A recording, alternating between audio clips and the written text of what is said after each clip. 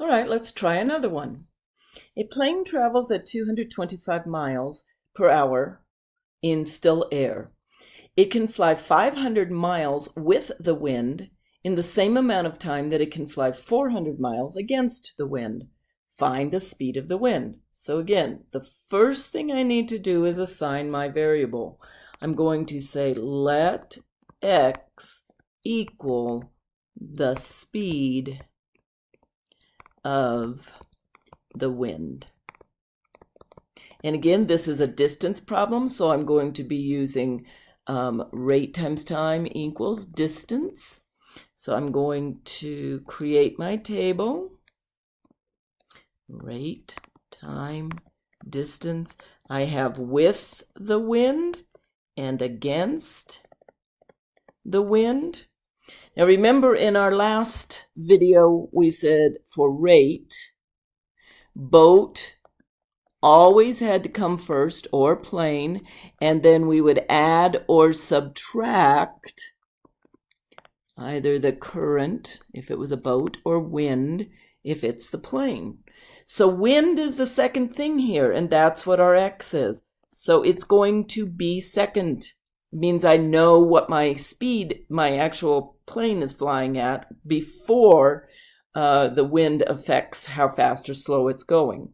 With the wind means the speed of the wind is making it go faster. Against the wind means the speed of the plane is making it, the speed of the wind is making it go slower, excuse me. And we know that the plane is going at 225 miles per hour. So 225 plus x and 225 minus x. Now I know with the wind, okay, it's going 500 miles.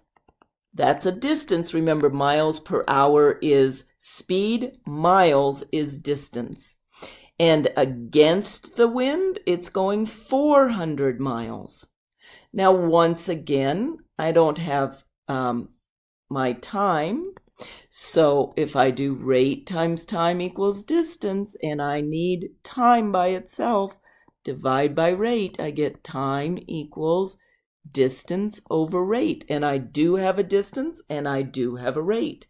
So this time is 225 plus x, and this one's 400 over 225 minus x. And once again, we've got in the same amount of time.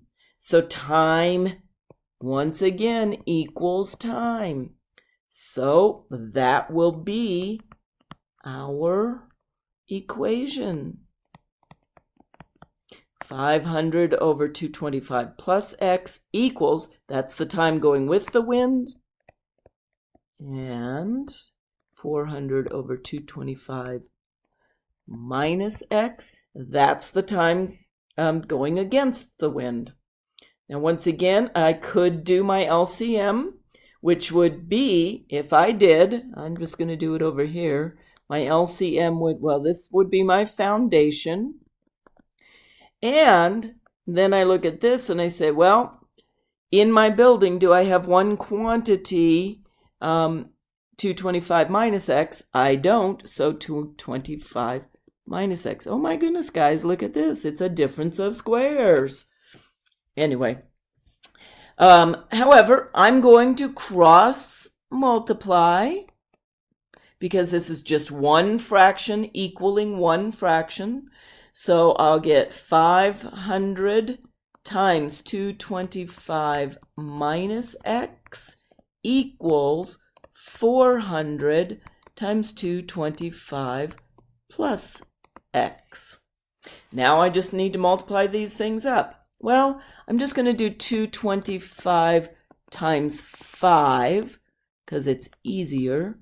And that's 10, 11, 12, 10, 11. And then I need to remember to add the 2 zeros because it was really 500. Okay? So 500 times this is 1,112, 500. And then 500 times this is minus 500x. Now I'm going to do the other side, 400.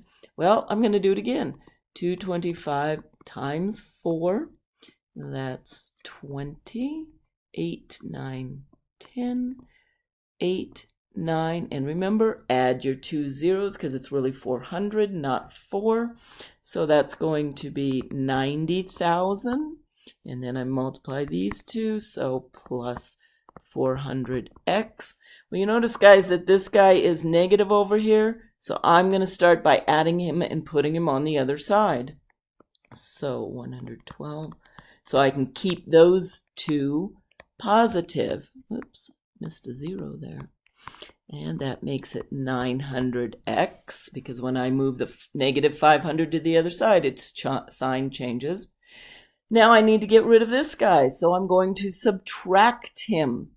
So 112,500 minus 90,000, 005, 211 minus, so that becomes 22,500, and I've got 900x over here.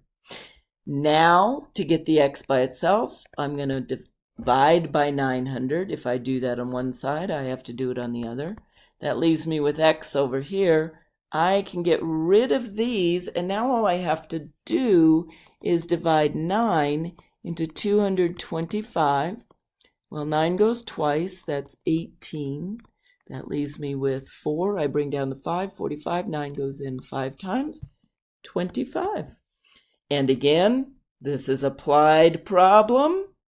So my final answer has to be in a complete sentence. So I'm going to say, the wind is blowing